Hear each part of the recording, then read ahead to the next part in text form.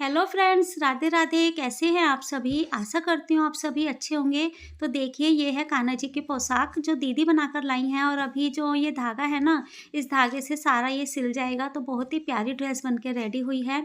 और ये दीदी लेकर आई थी अपने घर से, तो इनको ये कह रही थी कि बस मुझे अब इसको जोड़ना है और ये टोपी जो है इसी के साथ अटैच करनी है। और कान्हा जी की पोशाक में ना एक देखिए एक सुकून बहुत बड़ा होता है। एक तो जब हम कान्हा जी की पोशाक बनाते हैं ना, बहुत जल्दी बन जाती है, क्योंकि ये छोटी-सी होती है, छोटी-सी चीज़ ना बहुत जल्दी बन के रेडी हो जाती है। और ये दीदी जो है ये ऊन सिलाई से बनाती है, और मैं जो बनाती हूँ ना वो क्रोशिया से बनाती हूँ। तो क्रोशिया से आप जब बनाएँगे ना, जिसको क्रोशिया चलाना आता है, तो बहुत जल्दी बनती चली जाती है। क्रोशिया में ना बस यही चीज़ का फ़ायदा होता है कि बहुत ही जल्दी बनती चली जाती है। और पिछले साल ना मैंने क्या किया था कि जब बिस्तर में बैठती थी ना, तो बिस्तर में बैठे-बैठे ही ना क्रोशिया की बहुत सारी ड्रेसें बनाई थी, जो मैंने सेल भी की थी। क्योंकि जो मेरे कस्टमर आते थे उनकी बात देखिए उनको अलग है, और जो दुकान पर है ना, दुकान पर मैं अलग से सेल करके आती थी। तो दुकान में क्या होता था, जहाँ पर ये पूजा पाठ का सामान मिलता है ना, मैंने उनसे कॉन्टैक्ट किया कि दीदी क्या मैं ये ड्रेस बनाती हूँ, क्या आपको लेनी है? तो उन्होंने कहा था कि हाँ, मुझे दे जाना। और रेट भी उन्होंने ठीक बताए थे। जो बहुत छोटा सबसे छोटा साइज़ था ना, उसके इन्होंने 30 रुपए बताए थे, और उसमें ना मेरा 8 रुपए या 9 रुपए की ऊन लगती थी। ज़्यादा ऊन भी नहीं लगती थी, 8-9 रुपए की ऊन लगती थी। चलो 10 की ही लगा लो, लेकिन 20 रुपए का प्रॉफ़िट हो जाता था। और बड़ी वाली जो ड्रेस थी ना, उसमें हम आराम से वो लेती थी 70 रुपए की। और ये बड़ी वाली ड्रेस में भी मेरे को काफ़ी अच्छा प्रॉफ़िट हो जाता था, क्योंकि बड़ी का ना मैंने ज़्यादा आइडिया नहीं लगाया कि कितनी ऊन लग रही है, कितनी नहीं लग रही है। तो उसका तो देखिए मैं एग्ज़ैक्ट नहीं बता सकती हूँ, लेकिन छोटी ड्रेस का मैं बता सकती हूँ कि मेरा 8-9 रुपए की ऊन लगती थी, और बाकी मुझे 20-21 रुपए का प्रॉफ़िट हो जाता था। और मैं क्या करती थी कि रोज़ ना जैसे चाय पी रही हूँ, सुबह के टाइम चाय लेकर बैठी, तो मैं थोड़ी बहुत 1-2 उसमें क्रोशिया की लाइन निकाल दिया करती थी। रात को खाली बैठे हुए हैं, टीवी देख रहे हैं, या फिर कोई काम नहीं है, बिस्तर में बैठे हुए हैं, तो मैंने रात को भी 2-3 ड्रेसें, मेरा कंपल्सरी था कि रोज़ की मेरे को 3 ड्रेसें निकालनी है। तो देखिए 60-65 रुपए का अगर रोज़ की हमें बचत हो रही है, तो इसमें और क्या चाहिए। और जिसमें कि मैं स्टिचिंग करती थी। अगर स्टिचिंग नहीं करती ना, तो इस काम में मुझे और भी ज़्यादा प्रॉफ़िट होता। लेकिन वो तो मैं सिर्फ़ रात को टाइम पास करने के लिए ही करती थी, और ज़्यादा नहीं। इस साल तो मैंने नहीं बनाई है, क्योंकि इस साल देखिए मैंने जो यूट्यूब पे अपना काम शुरू किया है, जो वीडियो बनाती हूँ तो उसकी एडिटिंग करना, वॉइस ओवर करना, तो इसमें भी टाइम लग जाता है। तो इसी वजह से ना, तो मैंने इस साल ड्रेसें नहीं बनाई हैं। और मैं आप लोगों को यही चीज़ कहूँगी कि अगर आपको ड्रेस बनानी आती है ना, तो आप इस चीज़ का काम शुरू कीजिए। इसमें बहुत प्रॉफ़िट होता है। सर्दियों में आप जो कान्हा जी की पोशाक होती है, जो कान्हा जी के मतलब ऊनी होते हैं, चाहे आप सिलाई से बनाइए या फिर क्रोशिया से बनाइए, किसी भी चीज़ से बनाइए। अगर आप सर्दियों में ये बनाएँगे ना, तो आपका बहुत ज़्यादा प्रॉफ़िट होएगा। एक दिन में लोगों ने 300-400 रुपए का घर बैठे काम किया है, और बहुत मतलब कहते हैं ना ईज़िली तरीके से, बहुत ईज़ी तरीके से इन्होंने मतलब काम करती हैं लेडीज़ें, क्योंकि मेरे पड़ोस में ही हैं, उन्हीं से ही मुझे इस चीज़ का आइडिया मिला था। मैंने तो देखिए प्रोफ़ेशनली इस चीज़ को नहीं करा, लेकिन एक मेरे अंदर ना एक चीज़ रहती है कि अगर कोई काम करना है ना, तो मुझे चाहे वो मेरे काम का हो या नहीं हो, मैंने नॉलेज हर चीज़ की लेके चलती हूँ। नॉलेज लेने से ना एक चीज़ का फ़ायदा होता है कि अगर सामने वाला कोई हमसे इस चीज़ के बारे में पूछ रहा है कि ये काम कैसे होगा, या फिर कोई भी चीज़ है, कोई खाना बनाने का है, या किसी भी घर गृहस्थी की कोई भी चीज़ है, तो मुझे वो जिज्ञासा रहती है कि भई ये काम कैसे होगा, इस चीज़ का हमें पता होना चाहिए। अगर कल को हमारे बच्चे हमसे कोई चीज़ पूछें, हमसे कोई बात करें, तो हम उनको बता दें कि हाँ बेटा, इसका ये मतलब होता है, या इसका ये अर्थ होएगा, या इससे हमको ये प्रॉफ़िट होगा। हर एक चीज़ की हमें नॉलेज होनी चाहिए, जितना हो सकता है नॉलेज लेनी चाहिए। तो बस हम भी थ्री इडियट्स के वो एक इडियट्स हैं, जो बस हर जगह कहते हैं ना, ज्ञान बँट रहा है तो ले लेना चाहिए। तो उसी तरीके से मेरे अंदर भी वो जिज्ञासा रहती है, कुछ चीज़ सीखने की। और क्रोशिया तो देखिए मुझे आता ही है, ऊन सिलाई का भी मुझे बचपन से ही आता है, क्योंकि मम्मी जब सिलती थी ना, तो मैं भी मतलब सिलती थी। जो तार होते थे ना, साइकिल के जो तार होते थे, उसके अंदर लेकर और बस बनाते रहते थे। सर्दियों की छुट्टियों में ना, मैं ऐसे ही ऊन सिलाई चलाना सीखी हूँ, और उसके बाद मैंने बहुत अच्छे-अच्छे डिज़ाइन के स्वेटर भी अपने भतीजे को, भतीजी को, दीदी के बच्चों को, सबको मैंने बहुत बना-बना के पहनाए हैं। और वही चीज़ देखिए, मैंने जब मुझे ये पता चला ना कि भई वो एक लेडी हैं, उन्होंने कहा भाभी मैं उन दुकान पे सेल करती हूँ, और अगर कोई खरीदे तो बताना, तो मैंने उन्हीं की ड्रेसें अपने पास रखी थी। तो मैंने यही सोचा, मैंने कहा चल मैं भी ट्राई करती हूँ कि क्या सेल होगा या नहीं होगा। तो मैंने ऐसे ही ड्रेसें बना के दुकान पे चली गई थी। मैंने कहा दीदी आपको ये लेनी है? मैं ये ऐसी ड्रेसें बनाती हूँ। उन्होंने अच्छा मतलब मुझे पैसे भी बताए, तो वो कहती थी कि हाँ, मैं ले लूँगी, आप जितनी मर्ज़ी बना दो। तो मैंने पिछले साल कम से कम मतलब बहुत ड्रेसें बनाई हैं, मैं कुछ बता भी नहीं सकती आइडिया। डेढ़ 2 महीने तक मैंने कंटिन्यू ये काम किया और अपने सिलाई के काम को या फिर घर में कुछ ऐसा वो नहीं करने दिया कि घर का काम छोड़ दिया या सिलाई छोड़ दी। बस ये था टाइम पास करने के लिए रात को बिस्तर में बैठे-बैठे फिर बनाती थी और दुकान पर देकर आती थी। दुकान भी घर के पास ही थी तो बेटा ही देकर आ जाता था, तो वहाँ से मुझे काफ़ी अच्छा प्रॉफ़िट हुआ था। तो आप भी अगर ये काम करना चाहते हैं ना तो आप भी कीजिए, क्योंकि इस काम में ना बहुत ज़्यादा प्रॉफ़िट होता है। ऐसा नहीं है कि नहीं होता, बहुत इसमें प्रॉफ़िट होता है, क्योंकि मैंने ये काम करके देख लिया ना, तो जिसमें कि ऊन मैं जो लेकर आती थी ना, तो मैं यहाँ गली से ही ऊन खरीद लिया करती थी। अगर वही ऊन का गोला अगर हम होलसेल में खरीदेंगे ना तो और भी ज़्यादा ₹10 और कम मिलता था। लेकिन इतना दूर कौन जाए, मैं यही सोचती थी कि भई मेरे को कौन-सा प्रोफ़ेशनली ये काम करना है। मैं तो टाइम पास के लिए कर रही हूँ, तो इसलिए मैं ना दूर की मार्केट में जहाँ इंदरलोक की मार्केट है वहाँ पे ₹10 ये गोला कम मिलता था। यहाँ पर अगर 50 का है तो इंदरलोक में हमें 30 का मिलेगा, 35 का मिलेगा, ऐसे रेट का फ़र्क था। तो मैं ये सोचती थी कि इतनी दूर जाऊँगी, 1 दिन का मेरा सिलाई का काम का भी हर्जाना होगा, किराया भाड़ा भी लगेगा, इतनी तो मैं बचत नहीं कर पाऊँगी, इतना मैं अपने काम का ना हर्जाना मतलब नुकसान कर लूँगी। तो इसीलिए ना मैं दूर की मार्केट में नहीं जाती थी और गली से ही गोला खरीद के, ऊन का गोला खरीद के और यहीं से ही बना लिया करती थी। तब जाके मुझे इतना प्रॉफ़िट हुआ था।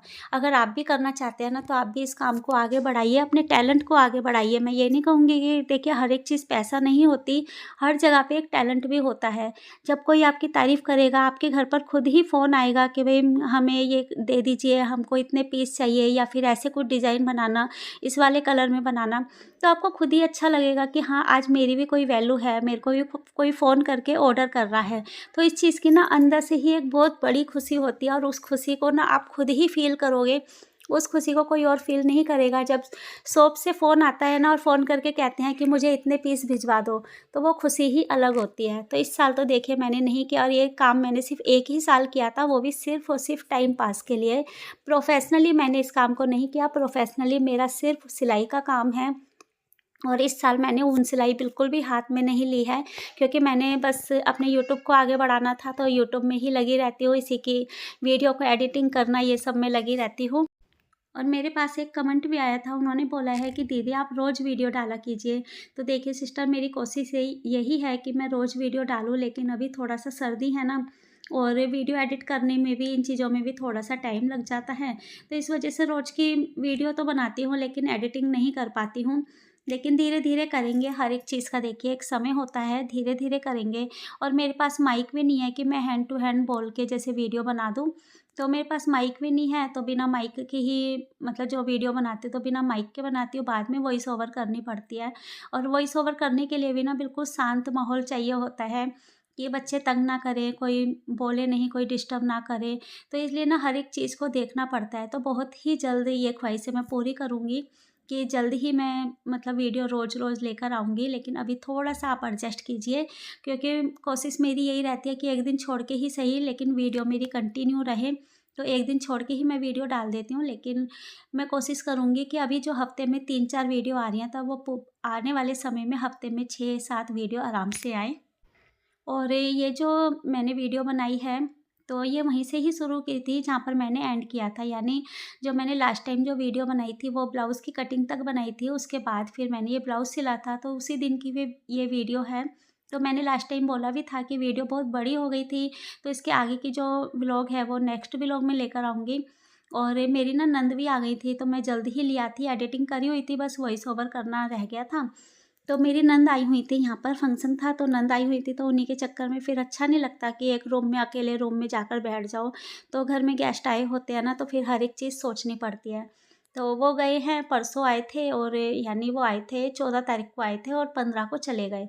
तो इसीलिए फिर आज मैंने ये वीडियो बना रही हूँ, जब सारे घर के काम करके और बच्चों को खिला-पिला के, बच्चे तो ख़ैर स्कूल है, छोटा बेटा नहीं गया है आज, तो उसको मैंने ही नहीं भेजा था क्योंकि बारिश हो रही थी।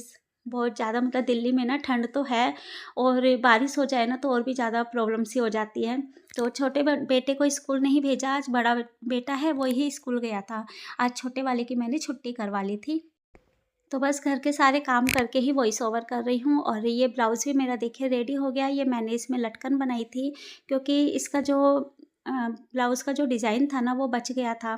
और अगर हमें इस टाइप के जब ब्लाउज़ बनाने होते हैं ना तो डिज़ाइन का हर एक चीज़ का ध्यान रखना पड़ता है। और इधर मैं ब्लाउज़ बना रही थी, तैयार कर रही थी, उधर दीदी को मैंने दे दिया था कि जब तक मैं बाजू लटकन लगाऊँ तो तब तक तुम ना ये तैयार कर देना, मतलब हुकाई कर देना। तो दीदी ने इसमें हाथ के हाथ तुरपाई भी कर दी है और लटकन भी देखिए बहुत प्यारी लग रही है इसकी लटकन।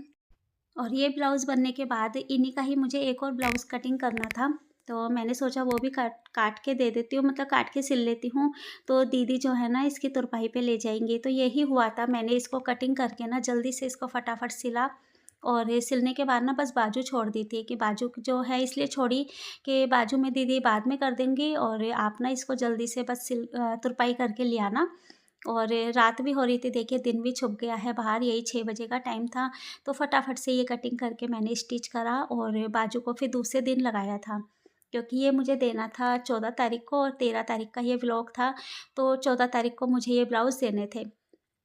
तो मैंने कहा दीदी आप तुरपाई करना और सुबह मुझे भिजवा देना और मैं बाजू लगा दूँगी। तो दूसरे दिन फिर मेरे को बर्थडे में भी जाना था, बर्थडे पार्टी थी, तो बर्थडे में भी जाना था और मेरी जो नंद हैं दोनों वो भी आई थी, उनके बच्चे भी आए थे। तो इसी चक्कर में ना और भी वीडियो मतलब काम ही नहीं कर पाई, तो फिर मैं क्या करती। बस ये ब्लाउज़ की जो बाजू लगानी थी इंटरलॉक प्रेस करके बस इन्हीं के ही कपड़े तैयार करे थे। क्योंकि और स्टिचिंग का कुछ भी मैंने व्लॉग नहीं बनाया था, काम ही नहीं किया तो ख़ैर स्टिचिंग का व्लॉग मैं क्या बनाती। तो और कुछ मैंने व्लॉग नहीं बनाया था। और सिस्टर मैं आप लोगों से एक ही चीज़ कहूँगी कि देखिए हर एक जगह पे पैसा ये सब कुछ नहीं होता है। अगर आपके अंदर कुछ टैलेंट है तो उस काम को, उस टैलेंट को आगे बढ़ाइए, आपको खुद ब खुद खुशी होएगी। जब आपकी कोई तारीफ़ करके जाएगा ना कि हाँ, आपके अंदर तो ये टैलेंट है, आप तो ये काम कितना अच्छा करती हो, तो आपको वो चीज़ की खुशी ना बहुत ज़्यादा होगी। तो आप खाली मत बैठिए, घर के काम सभी के होते हैं, घर में हर एक कोई काम करता है, कोई ऐसा नहीं है कि जो घर में काम नहीं करता। लेकिन घर के काम के साथ-साथ वो अपने टैलेंट को भी उभारता है, वो कमाई का ज़रिया भी बनाता है, तो हर एक चीज़ देख के चलता है। तो यही मैं आप लोगों को एक मैसेज देना चाहूँगी कि अगर आपके अंदर भी टैलेंट है, तो प्लीज़ उस काम को आगे बढ़ाइए, टैलेंट को आगे बढ़ाइए। जब टैलेंट आगे बढ़ेगा, तो काम ऑटोमैटिक ही आगे बढ़ना शुरू हो जाएगा।